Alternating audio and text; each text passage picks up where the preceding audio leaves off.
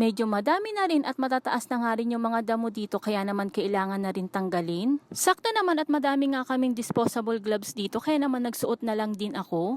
Para din nga hindi masyado madumihan yung kamay ko. Yung mga natatanggal ko nga mga damo ay nilalagay ko nga dito sa timba at ito nga ay basurahan namin. Pinagsama-sama ko na nga lang sila dito. Naghahanap pa nga dyan si nanay na maggagamas nga dito sa mga damo na ito pero ang sabi ko nga ay ako na lang at kayang-kaya ko naman ito. Saktong-sakto nga lang ang paggagamas ko dito mga mari dahil hindi naman ganun kasikat ang araw at kauulan nga lang. Pagkatapos ko nga ditong maggamas sa may baba ay dito naman ako sa medyo mataas nga nagpunta at daladala ko na nga itong timba na basurahan para naman diretsyo na nga yung mga damo dito.